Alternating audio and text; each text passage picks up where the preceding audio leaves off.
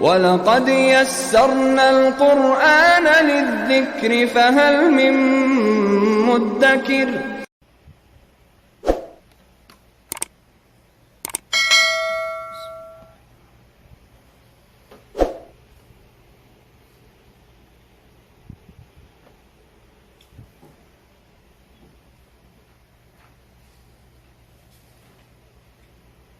الحمد لله نحمده ونستعينه ونستغفره ونؤمن به ونتوكل عليه ونعوذ بالله من شرور أنفسنا ومن سيئات أعمالنا من يهده الله فلا مضل له ومن يضلل فلا هادي له وأشهد أن لا إله إلا الله وحده لا شريك له وأشهد أن محمدا عبده ورسوله أما بعد فأعوذ بالله من الشيطان الرجيم بسم الله الرحمن الرحيم وَإِذْ قُلْنَا لِلْمَلَائِكَةِ اسْجُدُوا لِآدَمَ فَسَجَدُوا إِلَّا إِبْلِيسَ أَبَى وَاسْتَكْبَرَ وَكَانَ مِنَ الْكَافِرِينَ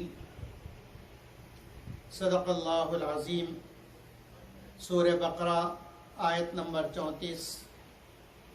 وَإِذْ قُلْنَا لِلْمَلَائِكَةِ اسْجُدُوا لِآدَمَ، اور جب ہم نے حکم دیا فرشتوں کو کہ آدم علیہ السلام کو سجدہ کریں، فسجدوا، سارے فرشتے سجدے میں گر پڑے، الا ابلیس، مگر شیطان نے نہ مانا، ابا، اس نے انکار کیا، واستکبر، اور اس نے تکبر کیا، وکان من الکافرین، اور وہ تو تھا ہی کافروں میں تھے۔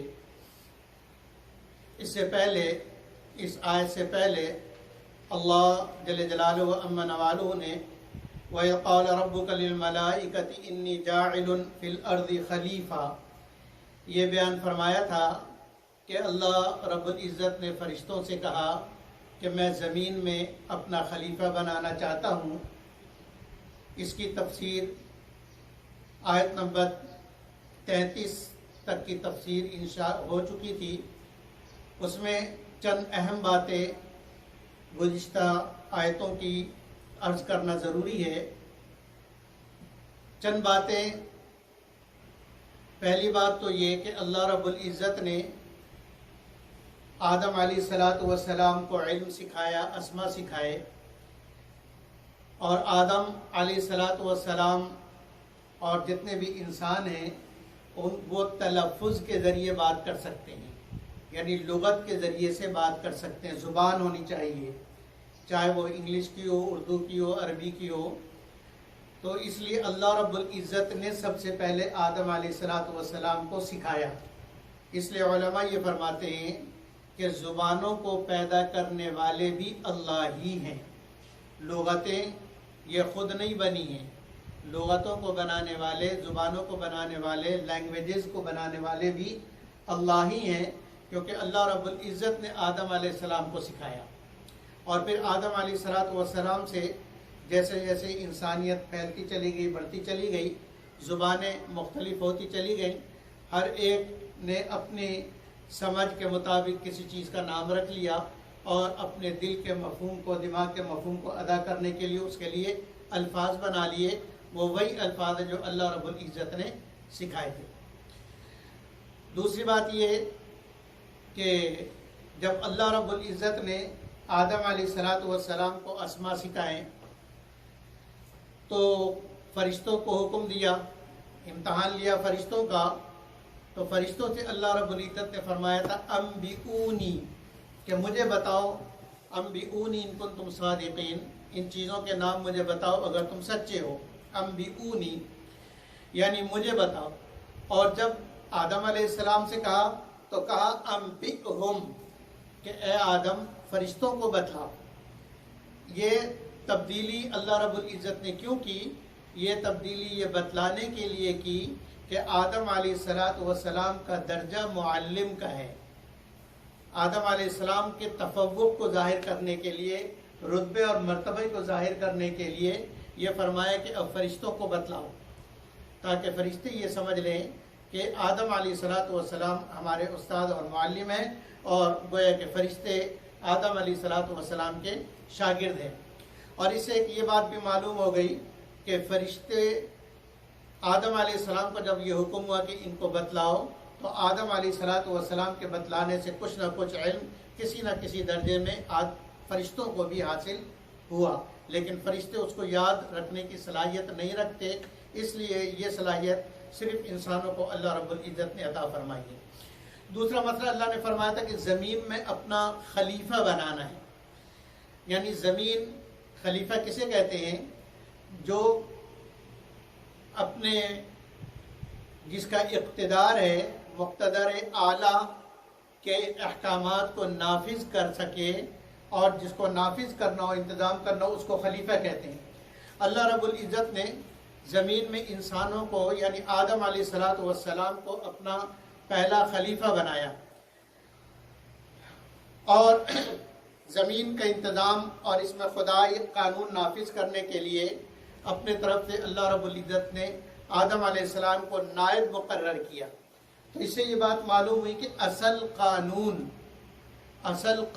تو ہے اللہ کا، اصل قانون اللہ کا، کیونکہ تمام چیزوں پر اقتدار صرف اللہ کا ہے، تو اقتدار اعلیٰ اللہ کے لیے ہے۔ تو اس سے ایک تو یہ بات معلوم ہوئی کہ زمین کے اندر جو اقتدار چلے گا، جو قانون چلے گا، وہ اللہ کا چلے گا، کیونکہ سارے زمین کے مالک اللہ ہیں، اور قرآن حکیم کی بہت ساری آیتیں اس بات کو بیان کرتی ہیں، جیسے ان الحکم الا للہ، کہ حکم تو ہے ہی صرف اللہ کا، یعنی حکم جس کا نافذ ہونا چاہیے، جس کا چلنا چاہیے، وہ اللہ ہی کا ہے۔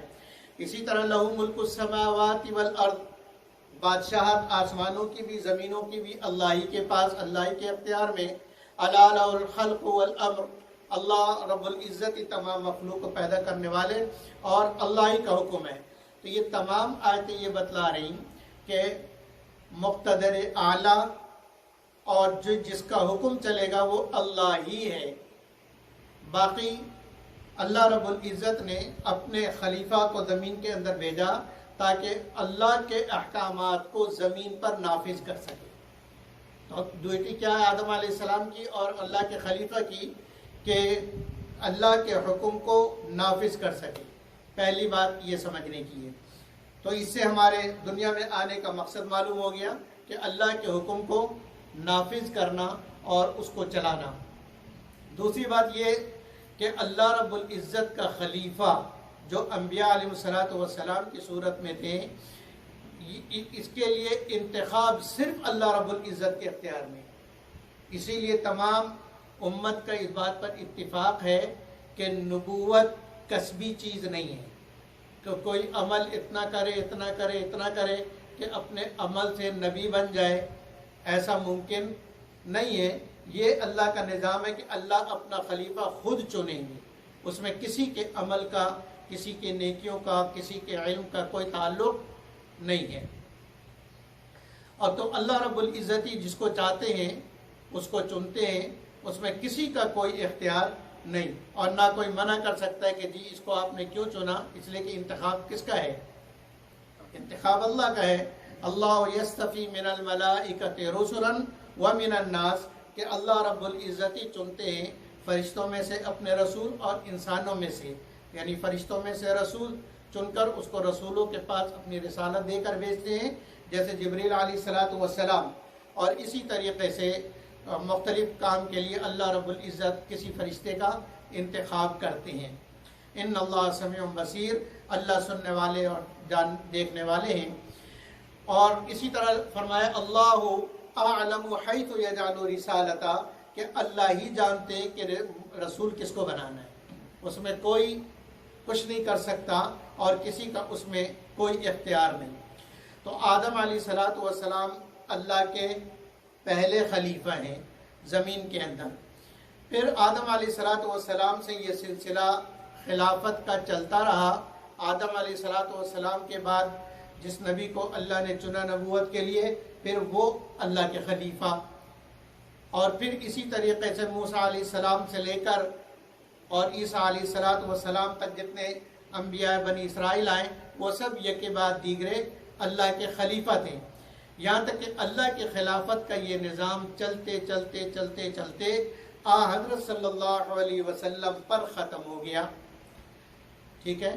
تو حضرت صلی اللہ علیہ وسلم اس زمین پر اللہ کے آخری خلیفہ ہیں. اس زمین پر اللہ کے آخری خلیفہ ہیں. اب آپ کے بعد کوئی خلیفہ، اللہ کا کوئی خلیفہ نہیں ہوگا.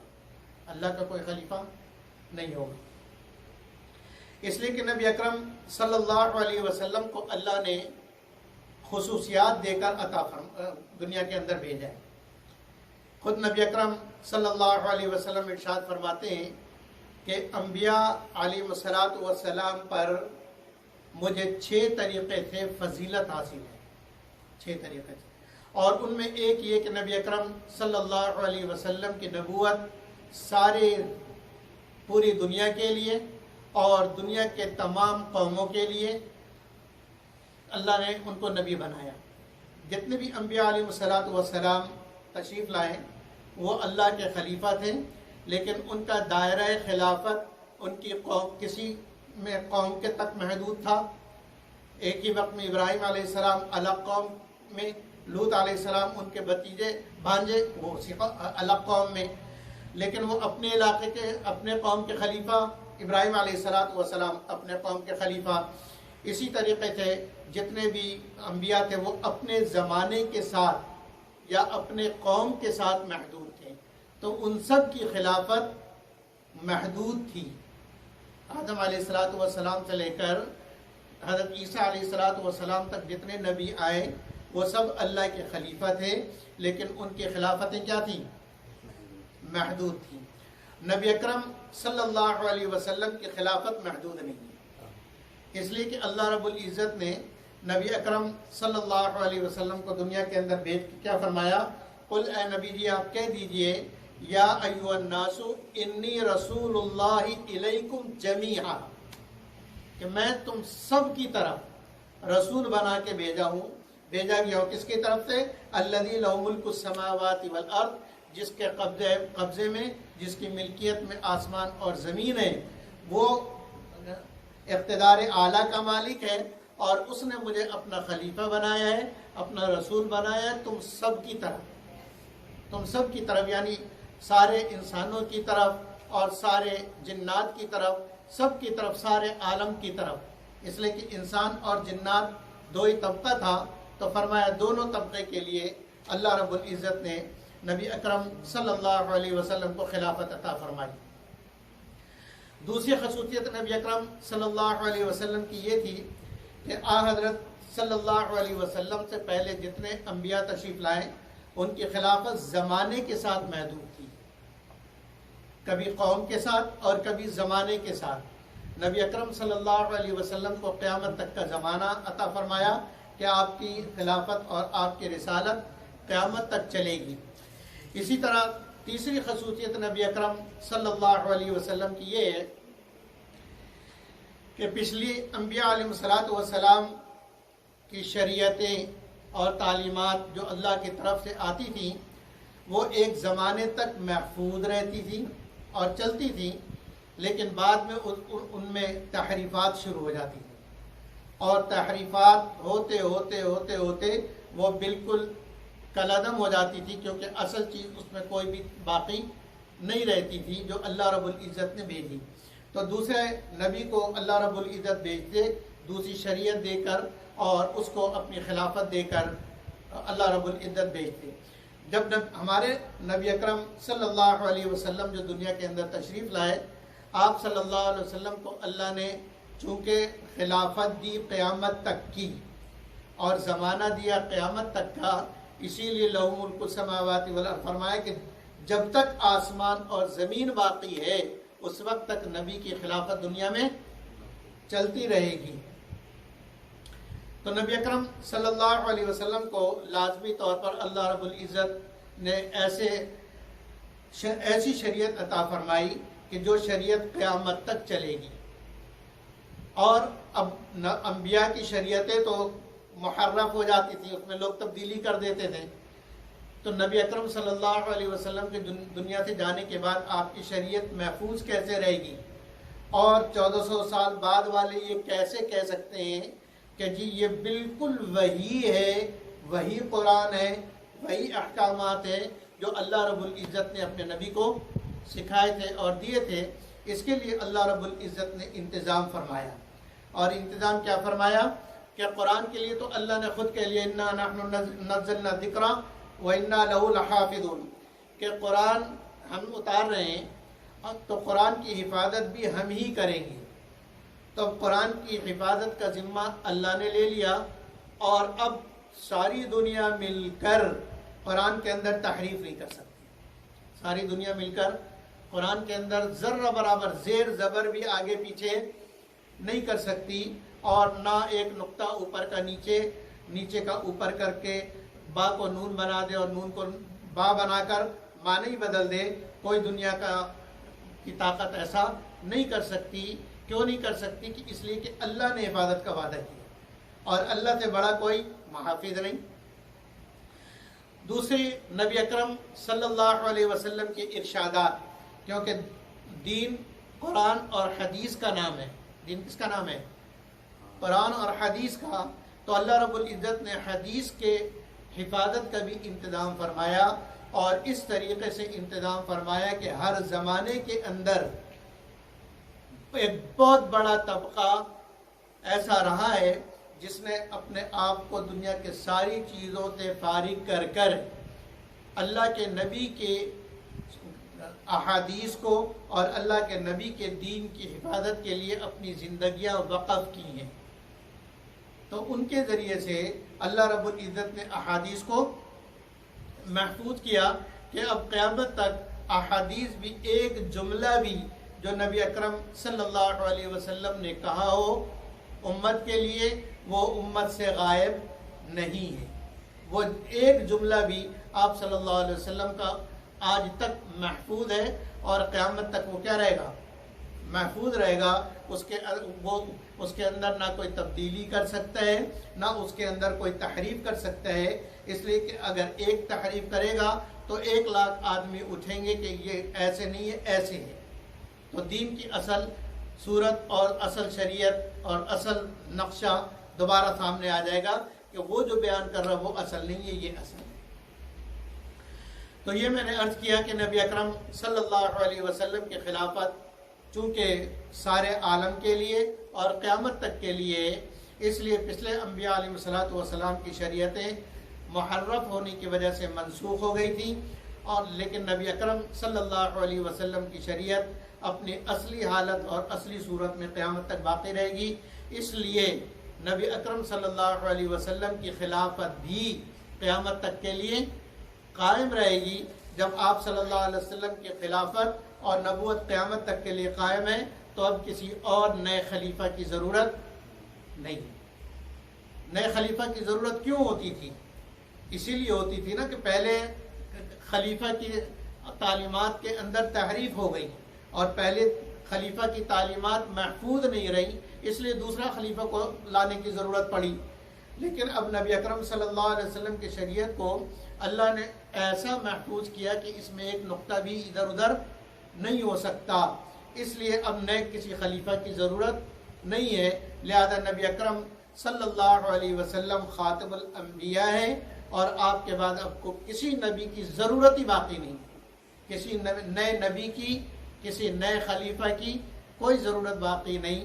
اس لیے یہ ساری امت کا اجماعی مسئلہ ہے کہ ختم نبوت پر ایمان لانا، ختم نبوت پر ایمان لانا کہ نبی اکرم صلی اللہ علیہ وسلم آخری نبی، آپ کے بعد اب کوئی نبی نہیں، کوئی نیا نبی قیامت تک نہیں آئے گا. یہ ایمان کا جز ہے، یہ ایمان کا جز ہے، یہ ایمان کا حصہ ہے. اگر کوئی اللہ کو مانے، نبی صلی اللہ علیہ وسلم کو بھی مانے، نبی صلی اللہ علیہ وسلم کو بھی نبی مانے، لیکن آخری نبی نہ مانے، وہ بھی مسلمان نہیں، وہ بھی مسلمان نہیں ہے. اسی لیے ہم قادیانیوں کو مسلمان نہیں مانتے. قادیانیوں کو مسلمان نہیں مانتے، وہ مسلمان نہیں ہیں. کیوں؟ اس لیے نہیں کہ وہ نبی صلی اللہ علیہ وسلم کا انکار کرتے ہیں، وہ انکار بالکل نہیں کرتے ہیں. آپ کے سامنے پورے قرات کے ساتھ لا الہ الا اللہ محمد الرسول اللہ پڑھیں گے اور کہیں گے کہ ہم نبی صلی اللہ علیہ وسلم کو اللہ کا رسول مانتے ہیں، لیکن آخری مانتے ہیں، وہ اس پہ ڈنڈی مارتے ہیں. وہ کہتے ہیں نہیں، آخری نہیں. آپ کے بعد بھی سلسلہ چلے گا، چاہے وہ نبوت کے ساتھ کسی قسم کی بات لگائیں کہ ذلی نبی ہے اور جو ہے سایہ والا نبی ہے اور اسی تعلیم والا نبی ہے، نہیں، نبی اب کوئی نہیں، نبی اب کوئی نہیں۔ تیسری بات، نبی اکرم صلی اللہ علیہ وسلم کے بارے میں نے عرض کیا کہ وہ اس روئے زمین پر اللہ کے آخری خلیفہ، اللہ کے آخری خلیفہ، اب آپ کے بعد کوئی اور خلیفہ اللہ کا نہیں ہے۔ تو نبی اکرم صلی اللہ علیہ وسلم کے دنیا سے تشریف لے جانے کے بعد قیامت تک سلسلہ کیسے چلے گا، اس کے لیے نبی اکرم صلی اللہ علیہ وسلم کے بعد جو خلفاء آئے اور جو خلفاء تھے وہ خلیفۃ الرسول کہلاتے، خلیفۃ اللہ وہ نہیں کہلاتے تھے، ان کو خلیفۃ الرسول کہا جاتا تھا، اس لیے کہ وہ رسول کے خلیفہ ہیں، اللہ کے خلیفہ نہیں، اللہ کی طرف سے خلافت نبی صلی اللہ علیہ وسلم پر ختم۔ اب جو آگے جو خلفاء ہیں وہ خلیفۃ الرسول ہیں، وہ خلیفۃ اللہ نہیں ہے۔ صحیح مسلم کی روایت میں، صحیح بخاری میں بھی نبی اکرم صلی اللہ علیہ وسلم نے یہ قانون بیان کیا کہ کانت بنو اسرائیل تسوسہم الانبیاء، کہ بنی اسرائیل کے اندر کی سیاست، قیادت اور حکومت کے لیے ان کے انبیاء علیہ الصلوۃ والسلام تھے۔ کلما ہلک نبی خلفہ نبی، جب بھی ایک نبی کا انتقال ہو جاتا، تشریف وہ دنیا سے چلے جاتے، خلفہ نبی، تو اس کے پیچھے دوسرا نبی آ جاتا۔ وَإِنَّهُ لَا نَبِيَّ بَعْدِي، اور اب یہ اچھی طریقے سے سمجھ لو کہ میرے بعد اب کوئی نبی نہیں ہے، تو اب دنیا کا نظام چلے گا کیسے؟ فرمایا وَسَيَكُونُ خُلَفَاء، اب اس کے بعد میرے خلفاء چلیں گے، فَيَكْثُرُونَ، اور بہت زیادہ خلیفہ ہوں گے۔ پھر اللہ رب العزت نے نبی اکرم صلی اللہ علیہ وسلم کی خلافت کے ساتھ ایک بڑی خصوصیت یہ رکھی کہ ساری امت کو مجموعی طور پر، بڑی غور سے سننے کی بات ہے، ساری امت کو مجموعی طور پر اللہ نے نبی والی صفت دے دی، ساری امت کو مجموعی طور پر کون سی صفت دی؟ انبیاء والی صفت دی۔ جیسے انبیاء علیہ الصلوۃ والسلام معصوم ہیں، معصوم عن الخطا ہیں، اور انبیاء علیہ الصلوۃ والسلام سے جیسے نافرمانی نہیں ہوتی اور انبیاء علیہ الصلوۃ والسلام سے گناہ نہیں ہوتا، اسی طریقے سے فرمایا نبی اکرم صلی اللہ علیہ وسلم نے کہ لن تجتمع امتی علی الضلالہ، لن تجتمع امتی علی الضلالہ، کہ میری ساری امت کبھی بھی کسی زمانے میں بھی، چاہے اسلام کتنا ہی کمزور لگے، چاہے زمانہ کیسا بھی آ جائے اور اس کے اوپر کیسی بھی حکومتیں آ جائیں، لیکن میری امت من حیث الامت ساری کی ساری کبھی بھی کسی گمراہی کی بات پر متفق نہیں ہوگی۔ اگر ایک طبقہ نے کسی غلط بات کو تسلیم کر لیا تو دوسرے طبقے اس کی مخالفت کریں گے، کبھی بھی اتفاق نہیں ہوگا، کبھی بھی امت میں غلط بات پہ اتفاق ممکن ہی نہیں ہے، اتفاق ہوگا نہیں، یہ اللہ کا فیصلہ ہے۔ اور نبی اکرم صلی اللہ علیہ وسلم نے یہ ارشاد فرمایا، کیوں؟ تاکہ اللہ کی طرف سے خلافت دنیا میں قائم رہے، کیونکہ اگر کوئی تحریف کرنے والا اٹھے گا تو اللہ رب العزت اتنے سارا بڑا مجمع ہے جو دین کی حفاظت کے لیے موجود ہے، اور اس نے اپنی زندگی کا مقصد ہی دین کی حفاظت کو بنایا ہے، لہذا وہ کسی غلط چیز کو دین کے نام پر چلنے نہیں دے گا۔ دین کے نام پہ کبھی بھی کسی غلط چیز کو، غلط رواج کو، غلط آیت کو، یا غلط اپنے طرف سے کوئی آیت بنا لے، یا اپنے طرف سے کوئی حدیث گڑھ لے، یا جو ہے کوئی مسئلہ اپنے طرف سے بیان کر لے، امت کا ایک بہت بڑا طبقہ ہوگا جو کبھی بھی اس غلط چیز کو تسلیم نہیں کرے گا۔ لہذا اب اس سے یہ بات معلوم ہوئی کہ اگر کسی چیز پر ساری امت کا اتفاق ہو جائے تو وہ چیز، اس کا مطلب ہے ہدایت والی ہے، ٹھیک ہے کہ نہیں؟ ساری امت کا اگر کسی چیز پہ اتفاق ہو جائے تو وہ کیا ہے؟ ہدایت والی ہے. اسی لیے علماء اور سارے امت کا اس بات پر اتفاق ہے کہ کسی بھی مسئلے کو ثابت کرنے کے لیے سب سے پہلی دلیل قرآن کی ہونی چاہیے، دوسری دلیل حدیث کی ہونی چاہیے، اور اگر وہ مسئلہ قرآن اور حدیث کے اندر نہیں ہے تو تیسری قسم کی دلیل اجماع امت ہے. کیا ہے؟ اجماع امت، کہ ساری امت اس بات پر متفق ہے. تو گویا کہ جس بات پر ساری امت متفق ہو جائے وہ ایسے ہی ہے جیسے قرآن کی آیت. جیسے قرآن کی آیت کا انکار کرنے والا کافر، ایسی اجماع امت کا انکار کرنے والا کافر ہو جاتا ہے. کہ جب ساری امت جس بات پر متفق ہے تو ایک آپ ٹھیک ہے، ساری امت غلط ہے. سمجھ آ رہی بات؟ خیر، مختصر بات یہ کرتے ہیں کہ ساری امت، نبی اکرم صلی اللہ علیہ وسلم نے جیسے ارشاد فرمائے کہ میرے بعد خلفاء ہوں گے، تو نبی اکرم صلی اللہ علیہ وسلم کے خلفاء کا سلسلہ خلفاء راشدین تک چلتا رہا. کہاں تک چلتا رہا؟ خلفاء راشدین تک چلتا رہا. لہذا خلفاء راشدین نے، چونکہ وہ اللہ کے رسول کے خلیفہ تھے، لہذا ان خلفاء کی جو باتیں تھیں، جو انہوں نے فیصلے کیے، وہ صرف وقتی فیصلہ نہیں تھا بلکہ وہ امت کے لیے قانون کی حیثیت رکھتا ہے.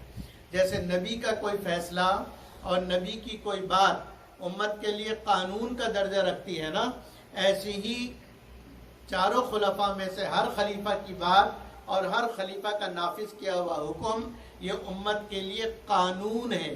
امت کے لیے کیا ہے؟ قانون ہے. لہذا اس پر عمل کرنا ضروری ہے، کیونکہ اللہ کے نبی نے ارشاد فرمایا علیکم بسنتی وسنت الخلفاء الراشدین المہدیین، کہ میری سنت کو لازم پکڑو اور میرے بعد جو میرے خلفاء ہوں گے ان خلفاء کی سنتوں کو لازم پکڑو جو کہ ہدایت والے ہیں اور سیدھے راستے پر ہیں. خلفاء راشدین کے بعد چاروں خلفاء تو بالاتفاق خلفاء راشدین میں سے ہیں ساری امت کے. اس کے بعد بادشاہت کا نظام شروع ہو گیا، اور ایسا نظام شروع ہو گیا کہ ہر علاقے کا الگ الگ امیر، ہر ملک کا الگ الگ امیر کا رواج چل پڑا. تو اب یہ ان کے اوپر خلیفہ کا حکم نہیں لگے گا، ان میں سے کسی کو بھی خلیفہ نہیں کہا جائے گا، کیونکہ خلافت کے لیے ضروری ہے کہ وہ ساری دنیا کا ایک ہی ہو. ساری دنیا کا ایک ہی ہو.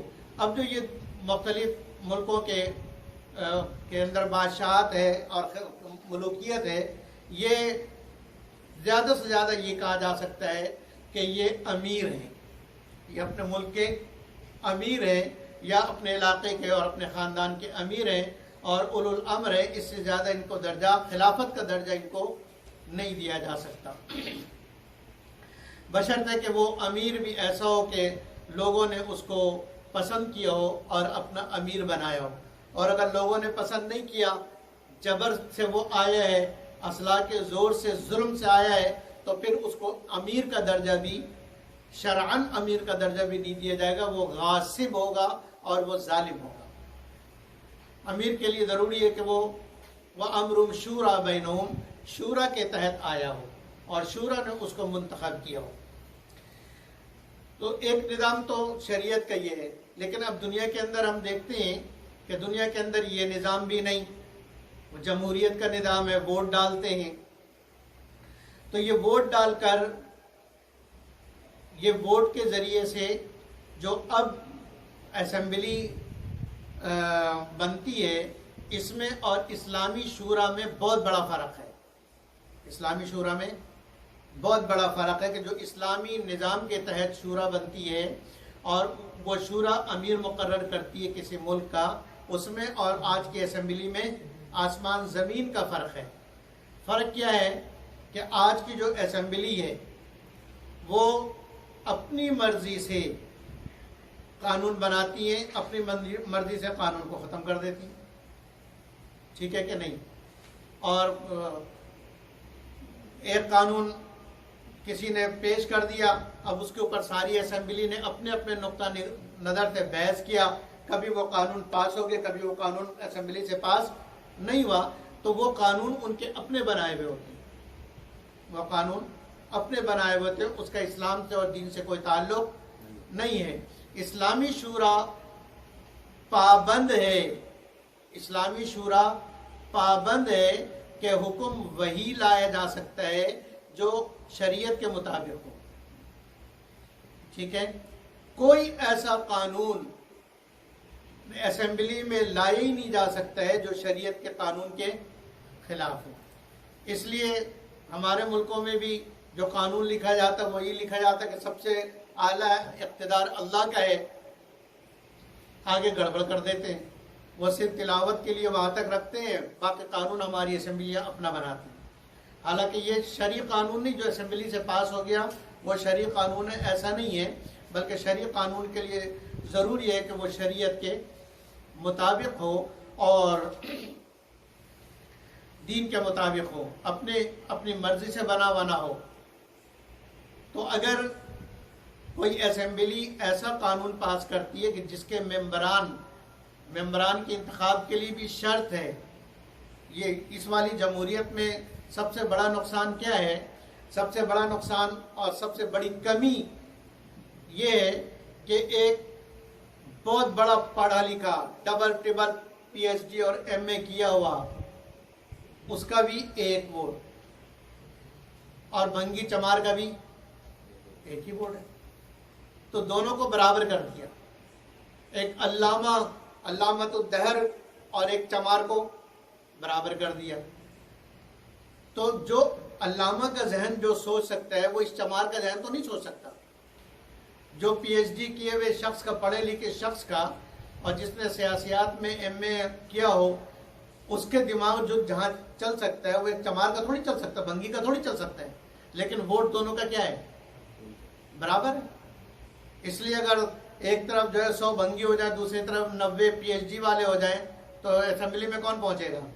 بھنگی پہنچے گا، ٹھیک ہے کہ نہیں؟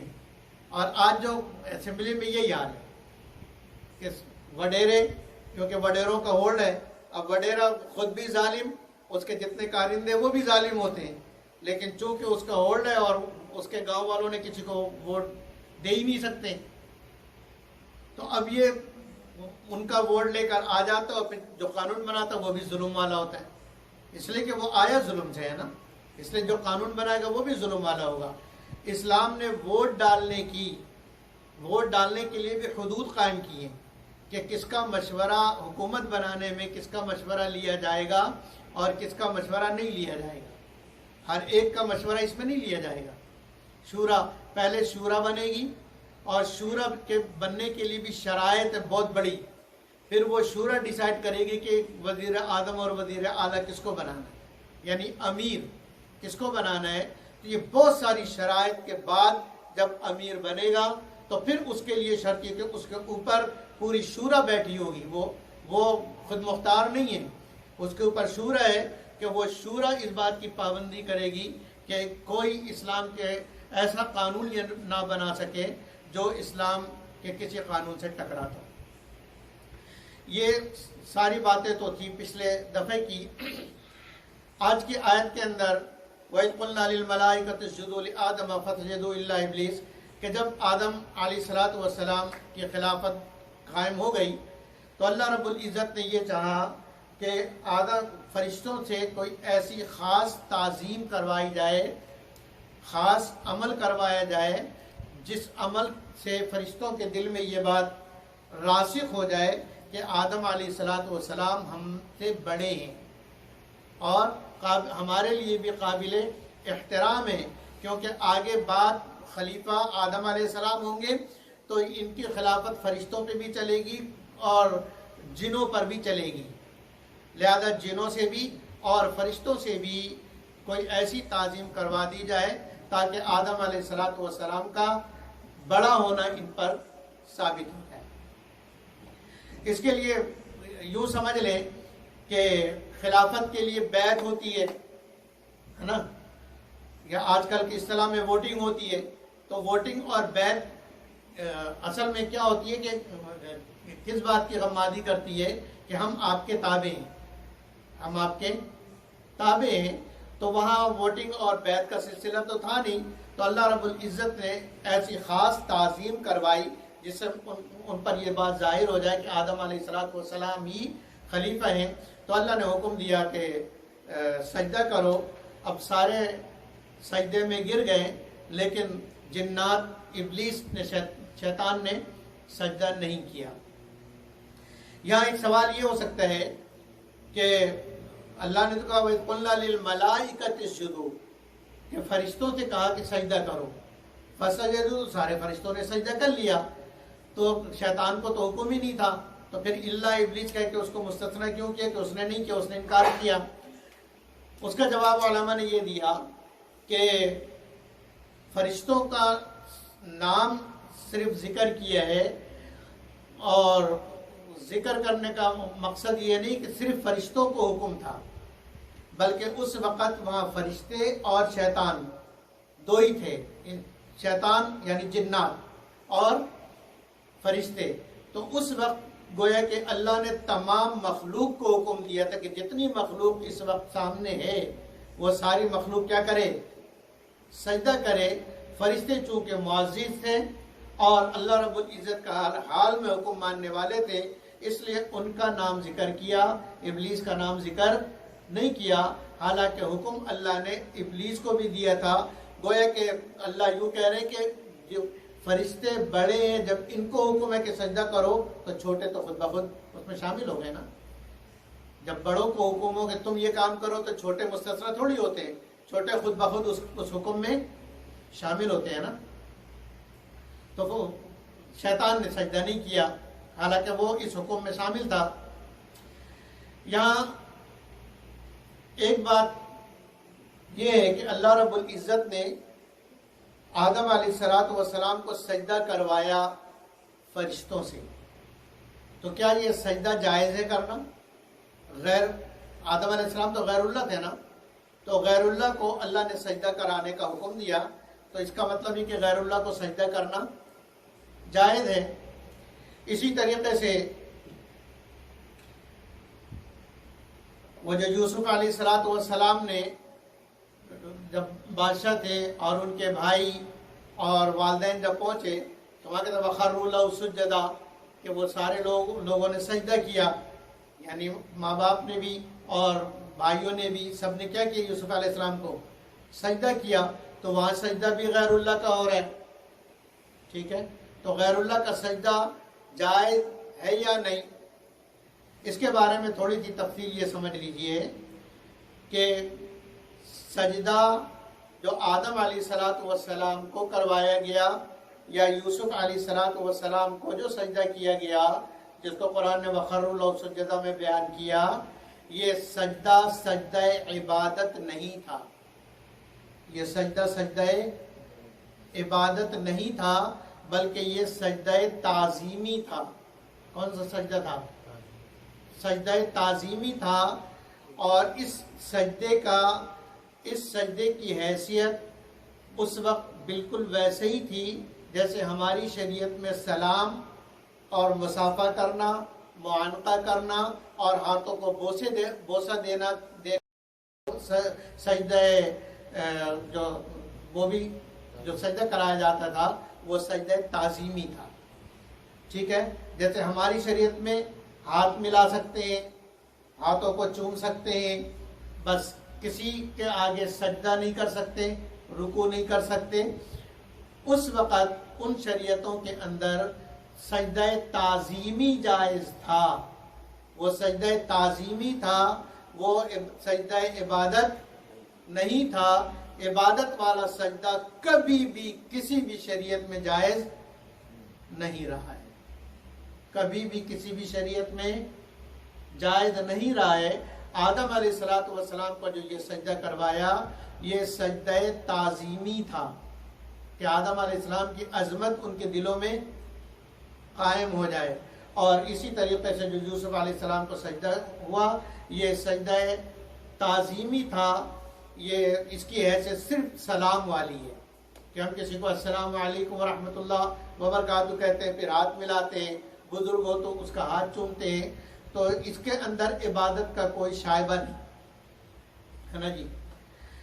اب پچھلے انبیاء علیہ السلام کی شریعت میں سجدہ تعظیمی جائز تھا، اب کیوں نہیں؟ اب جب پچھلے انبیاء کے زمانے میں جائز تھا تو اب کیوں نہیں؟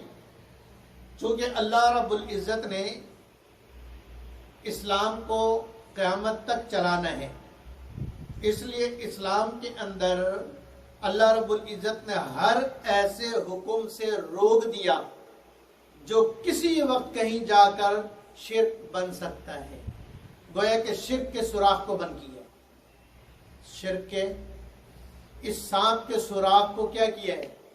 بند کیا ہے کہ جائز ہی نہ کرو، کہ تاکہ اس وقت تو لوگ اس کو سجدہ تعظیمی سمجھیں گے کہ میرے نبی اکرم صلی اللہ علیہ وسلم کو سجدہ کر رہے ہیں، بعد میں امت یہ نہیں سمجھے گی کہ وہ تو نبی تھے، ہم کوئی نبی تھوڑی ہیں، ہر ایک چاہے گا کہ میرے آگے آ کے سجدہ کرو۔ تو اللہ رب العزت نے اس شائبہ کو بھی روکنے کے لیے اور ختم کرنے کے لیے اس امت پر سجدہ تعظیمی بھی حرام قرار دیا، اور بہت سارے احکامات ایسے ہیں جو پچھلی امتوں میں جائز تھے، لیکن اس امت میں اللہ نے اور اللہ کے نبی نے روک دیا تاکہ آگے کہیں آگے جا کر یہ شرک نہ بن جائے۔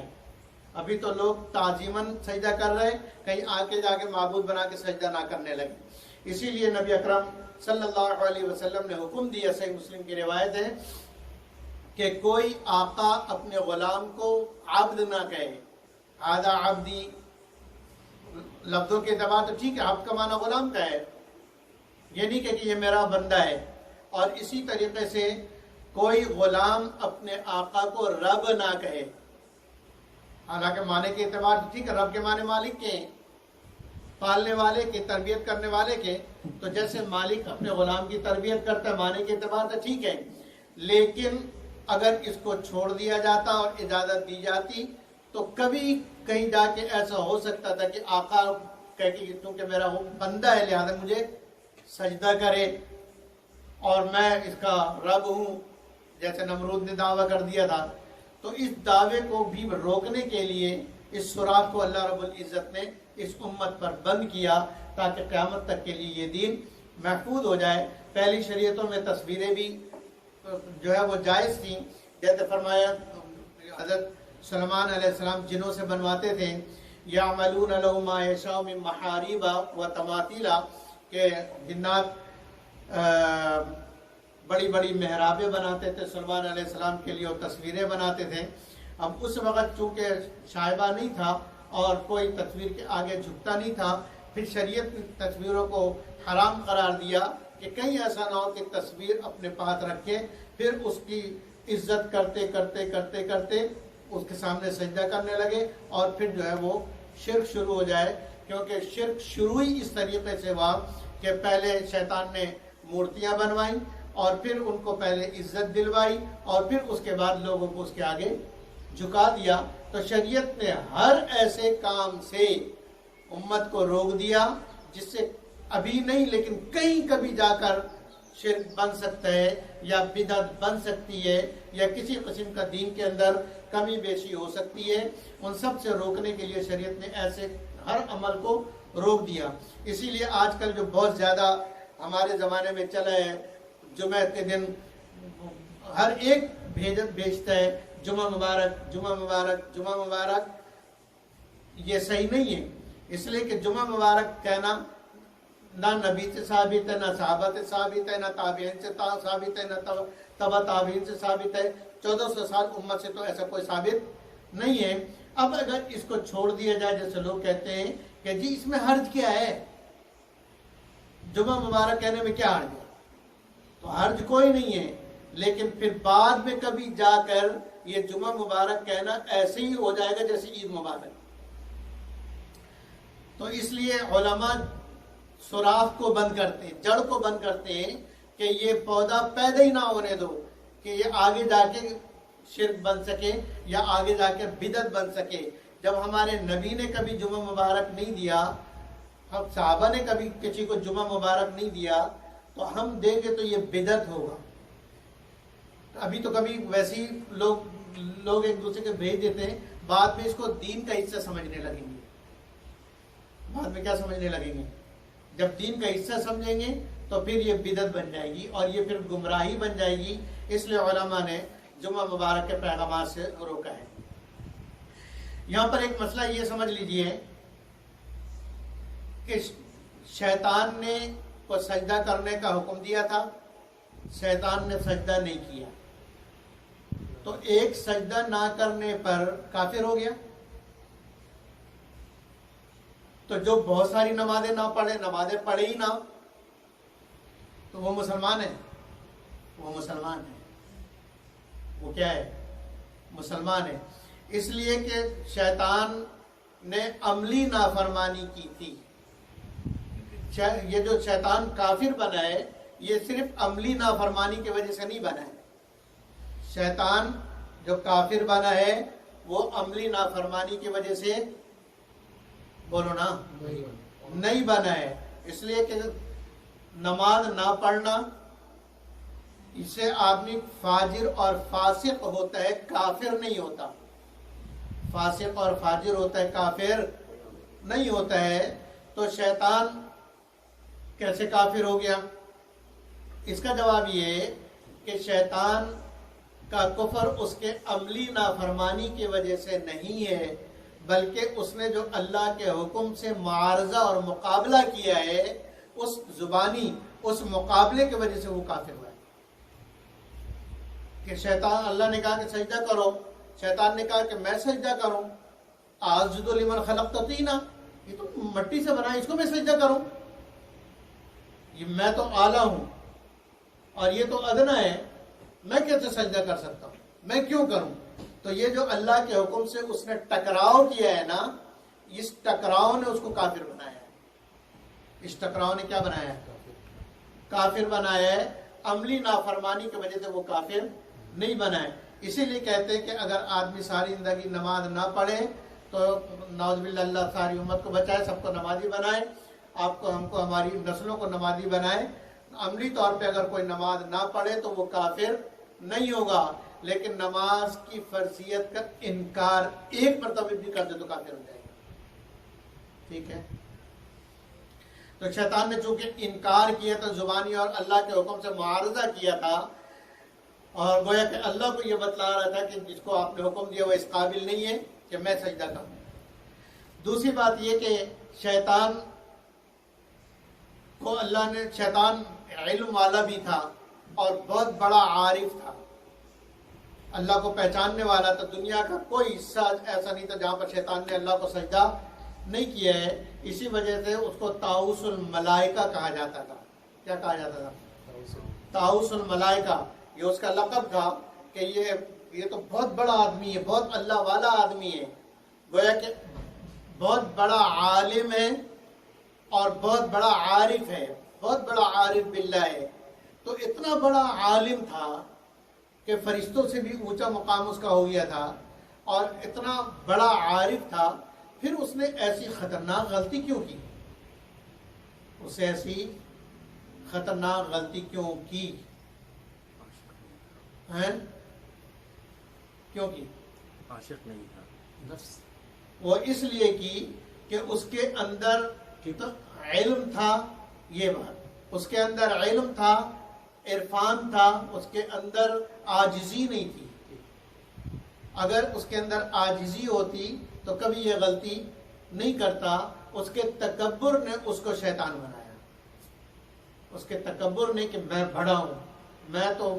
اسی لیے علماء نے یہ لکھا ہے کہ کوئی بڑا عالم اور کوئی بڑا عارف اگر اس کے اندر تکبر ہوگا تو اللہ رب العزت کبھی نہ کبھی اس سے اس کی یہ صلاحیت سلب کر لے. اللہ ہم سب کو محفوظ فرمائے. اللہ اس سے یہ صلاحیت سلب کر لیں گے. تو اللہ رب جب اس نے علم و معرفت کے باوجود جب تکبر کیا کہ میں بڑا ہوں اور میں بڑا ہوں، میں کیوں آپ کے حکم کو مانوں، میں کیوں آدم کو سجدہ کروں؟ تو اللہ رب العزت نے اپنی مدد اس سے ہٹا لی، اپنی مدد جیسی اس سے ہٹائی وہ کافر بن گیا، اس لیے کہ یہ تو اللہ کی مدد پہ چل رہا تھا نا۔ تو جیسی اللہ کی مدد ہٹی اور اللہ نے علم و معرفت کا نور اس سے چھین لیا، علم نہیں چھینا، معرفت نہیں چھینی، نور چھین لیا، تو نور چھینتے ہی، سلب کرتے ہی وہ ایسی جہالت کا کام کر بیٹھا۔ اللہ ہم سب کو حفاظت فرمائے۔ اور بعض علماء نے فرمایا کہ حب جاہ اور خود پسندی یہ دو جذبات ایسے ہیں کہ اس کی وجہ سے وہ کافر ہوئے۔ حب جاہ کہ یہ خلافت کا جو ممبر ہے وہ تو مجھے ملنا چاہیے، تو یہ حب جاہ، اور دوسری خود پسندی کہ میں بڑا اعلیٰ ہوں، ٹھیک ہے۔ تو یہ دو رذیل چیزوں کی وجہ سے اللہ رب العزت نے اسے بھی رذیل بنا دیا۔ تو جب آدمی ان چیزوں میں مبتلا ہوتا ہے، تکبر میں، خود پسندی میں، حب جاہ میں، تو علم و معرفت کا نور اس سے چھین لیا جاتا ہے، اور جب ان علم و معرفت کا نور اس سے چھین لیا جاتا ہے تو پھر وہ گمراہی میں چلا جاتا ہے، اور پھر وہ گمراہ ہو جاتا ہے۔ اسی لیے آپ نے سنا ہوگا، اللہ ہم سب کو محفوظ فرمائے، بڑا ڈر لگتا ہے کہ بہت بڑے بڑے علم والے اور بہت بڑے بڑے لوگ جس کے ہزاروں کی تعداد، لاکھوں کی تعداد میں مرید تھے، اور پھر وہ گمراہی میں چلے گئے، پھر اللہ مدد کرے تو وہ واپس آ سکتے ہیں، ورنہ وہ واپس نہیں آ سکتے جب تک اپنی گمراہی، اپنے تکبر اور اپنی خود پسندی سے توبہ نہ کریں۔